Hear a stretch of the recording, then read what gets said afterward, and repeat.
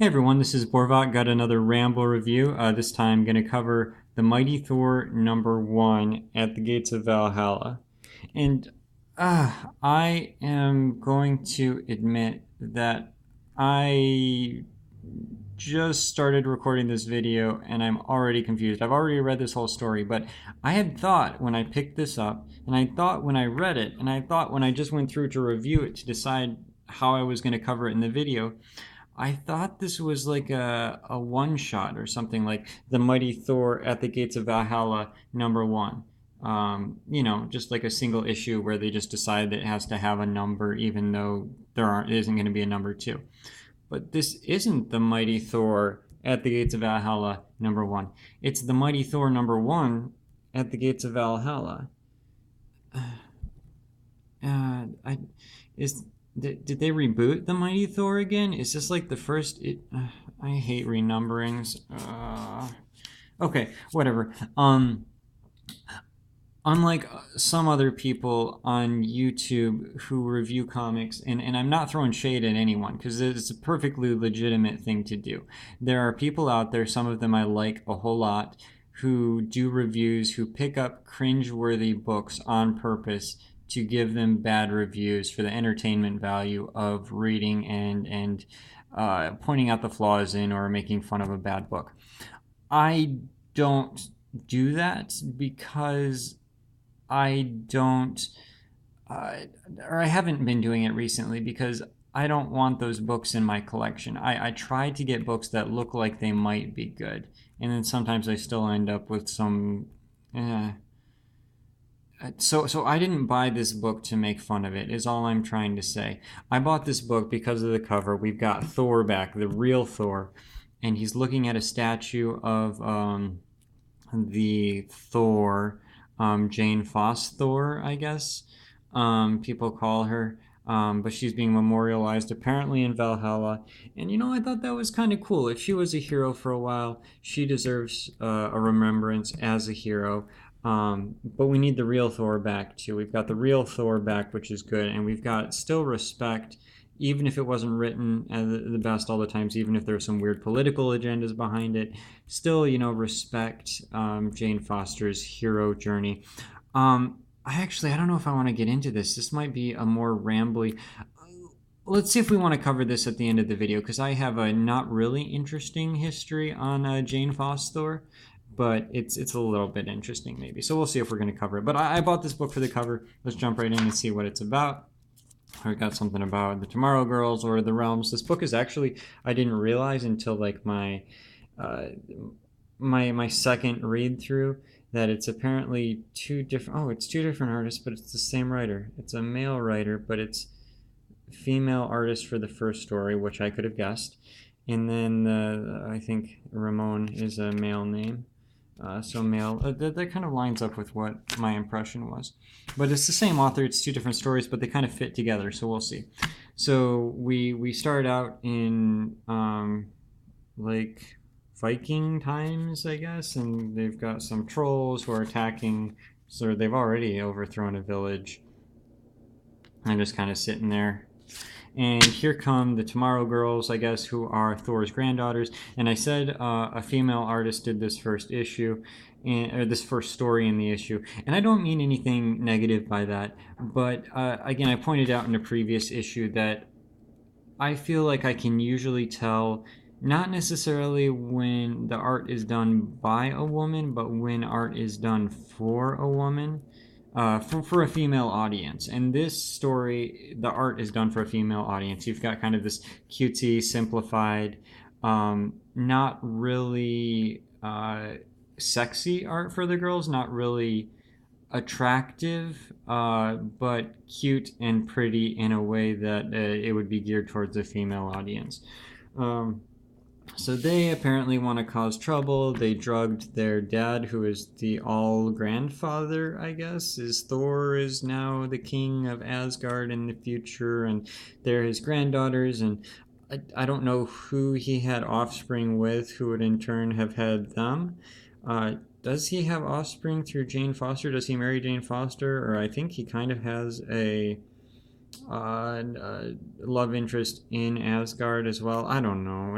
I looked it up. So if you guys know, tell me, because I kind of want to know. I don't mind being spoiled, but I don't know if Marvel even decided. They just say these are his granddaughters and just leave it ambiguous as far as who he produced offspring with in order to get to them. But apparently they drugged their dad, who is the king of Asgard now, so that they could take some time stones and go back in time and see Thor. And they went back to Viking times, so now they're smiting trolls, and they think that's pretty awesome. But this isn't where they meant to go, so they're going to go another time. They say, take us to Thor. Because they initially said take us to the golden age of Thor, because apparently you talk to the rocks and they take you back in time. That's how this works, of course. So they say, no, you took us to the golden age of Thor, but take us to Thor. So they find Thor, and he's not worthy yet. He's still trying to lift the hammer. He's doing his, hammer ups every day, trying to, I almost got an eighth of a rep. He's working out that worthiness. And they're like, oh, we should help him, but no, we can't because he has to become worthy on his own, which, that makes sense. So they go and they find the future Thor, and it's kind of this, like, almost Scooby-Doo going through the different doorways being chased. It's like, oh, going through the different time periods, and oh, that's the wrong Thor, and this is the wrong Thor, and then prehistoric Thor. What? Is that a thing? I don't know. I don't like this whole thing where these superheroes like the Hulk and the Ghost Rider existed, different versions of them existed in different time periods. Marvel's been doing that recently. I don't like it. It makes the modern incarnation seem less important if they're just, reincarnations or spin-offs, derivatives of prehistoric whatever. I'm not into that. They find this Thor, Frog Thor. It's kind of cute. It's kind of cutesy. It's kind of LOL. A little bit random. They go back to their own time, and they've got. I'm gonna admit that's like they go into the future and they see like the real Thor, who's king of Asgard now, fighting like a Shadow Loki. That's a pretty cool Shadow Loki. I wouldn't mind seeing that fight. But they're like, oh, we can't help him. We have to messing with the time stream, wibbly wobbly, timey wimey, primary directive, blah blah blah, stupid stuff about how we can't help people. Otherwise, it'll break the story. So they escape from there, and somehow they're in modern times, and they're like, oh, all we wanted to do was meet Thor.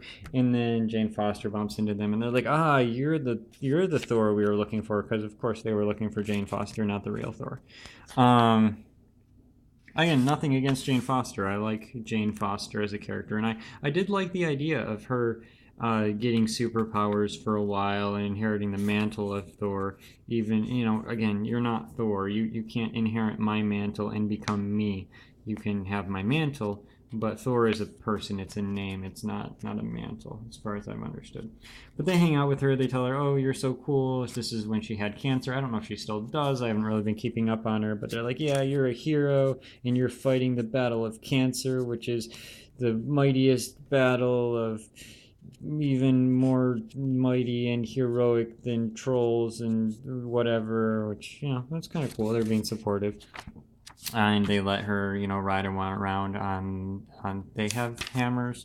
So I guess Thor's hammer is special, but other hammers can be thrown around to fly too, like Thor's is. So they take her for a hammer ride. They say it's hammer time, and they go for a ride.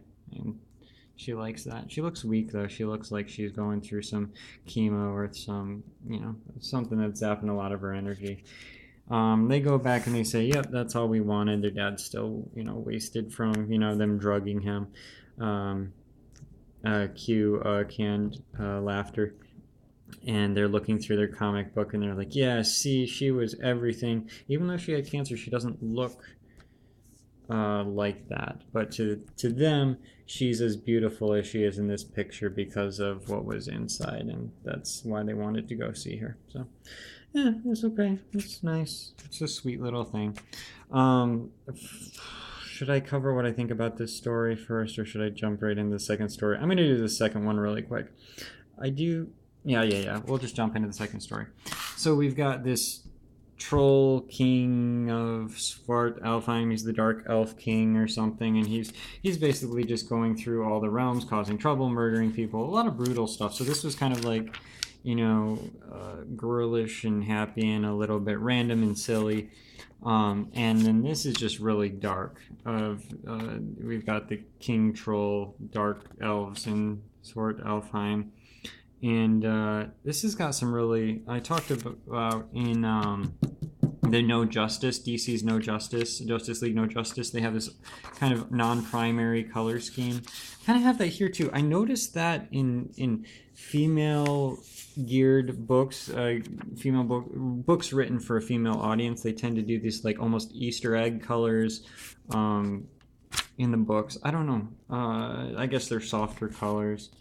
But they've got some off-color, non-primary stuff going on here too with the purples and the stuff. But anyway, I don't know if that's either here or there, but it is what it is, I guess. Just not a judgment so much as just observation.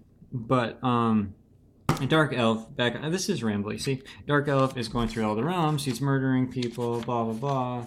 I don't know, we need to see this. But he's going through all the realms, and he's causing trouble in all the different Heims.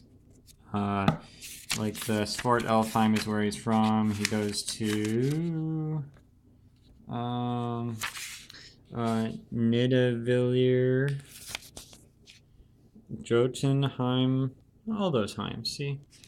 And then he goes to the Muspelheim. I don't know. I'm butchering all these names. That's okay though. That's what they were made for, was for butchering. And then he goes to Vanaheim, which is the realm of the old gods, and they're being beat up by this Breath of Fire looking character. And I don't. Where is Vanaheim? Where is the realm of the old gods? Because Roxxon is here, and there's people with guns. So is this like some sort of play on like they're cutting down trees, they're murdering people for trees? Is that like a modern allegory or something? I don't know. Someone tell me what is the realm of the old gods, and why are there Roxxon soldiers here? I don't really get it. But yeah, he's fighting stuff. He's going through all the realms, causing trouble. Angels are apparently not nice people because they're going to team up with him for some reason. And he goes and he finds Jane Foster in modern times, and this is what kind of bookends things. As we saw Jane Foster kind of swinging it with the future girls, Thor's granddaughters. And now we go back to her, and he's like, you should have stayed dead, or taken this guy's, nice Beats headphones or something. You should have stayed dead because there's an event coming. Yeah, Thor #1. But I thought, Thor #1, but this is Mighty Thor #1, so I don't know what's going on.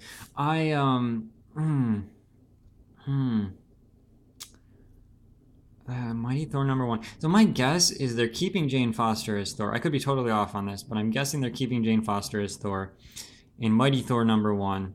They're giving her the main Mighty Thor book, and they're giving Thor his own Thor book, and they're going concurrently. That's my guess.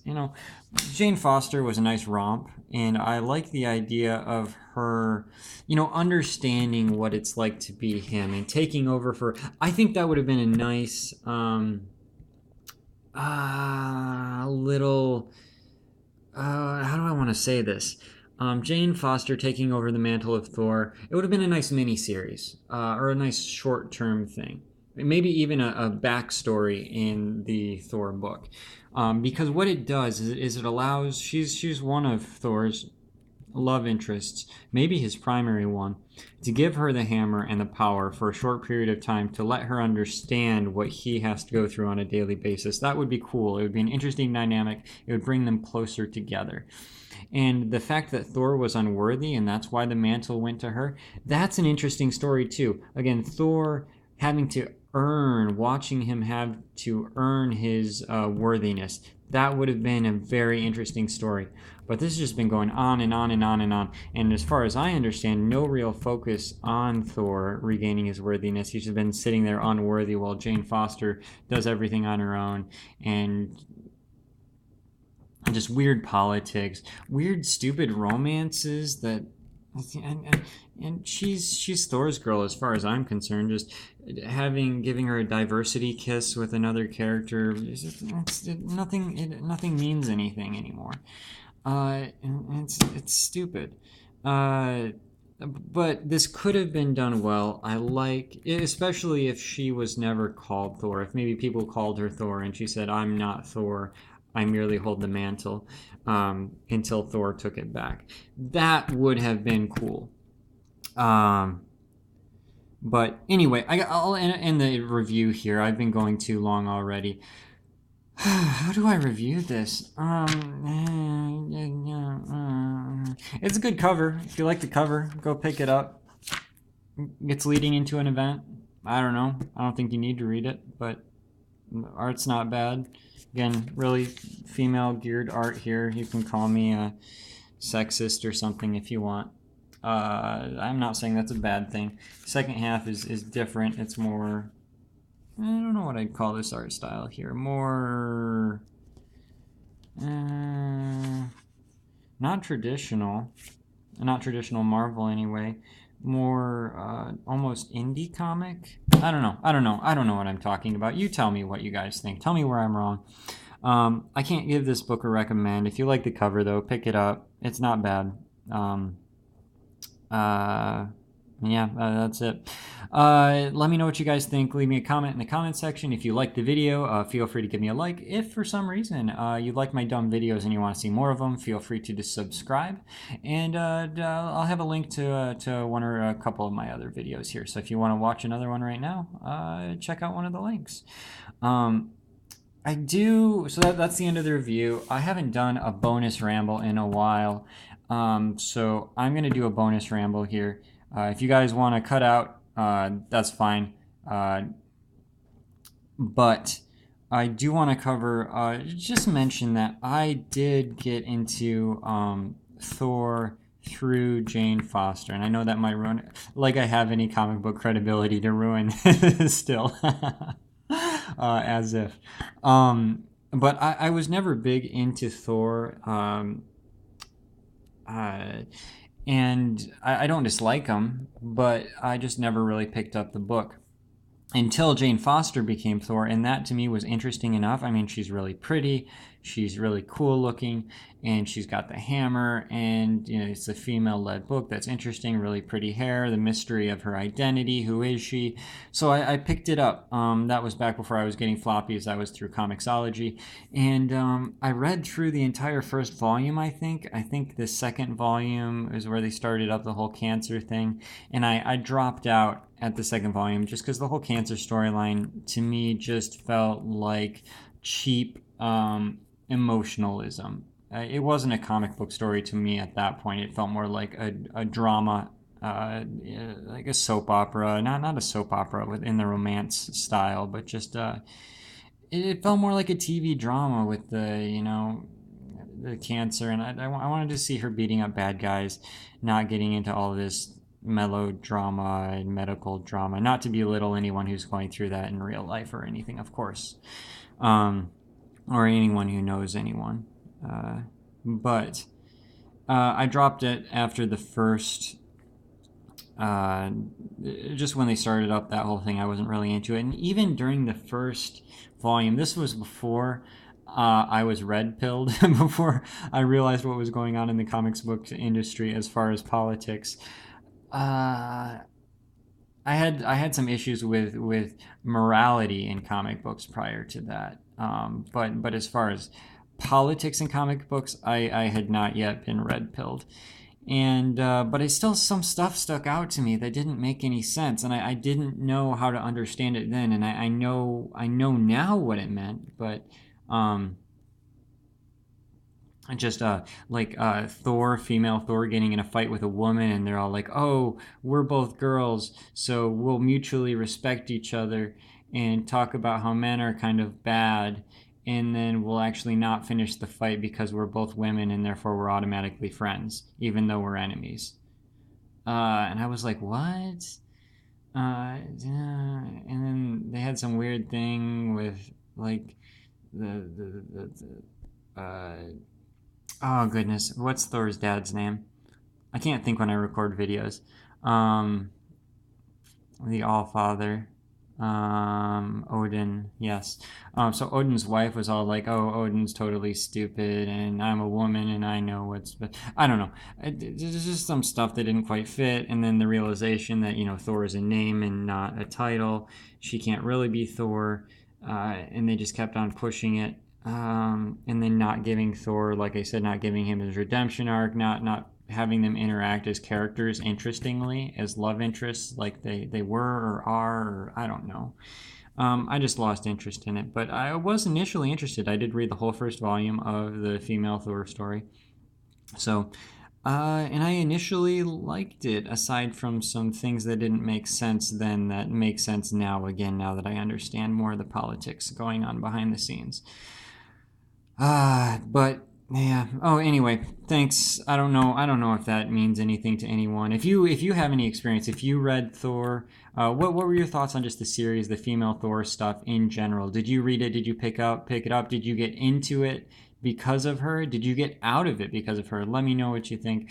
I don't know if I should say you're welcome or sorry for the bonus ramble here, but if you didn't want it, you've already clicked away from the video. That's fine. If you stayed this long, then thanks. And I'll see you guys in another video. Thanks. Bye.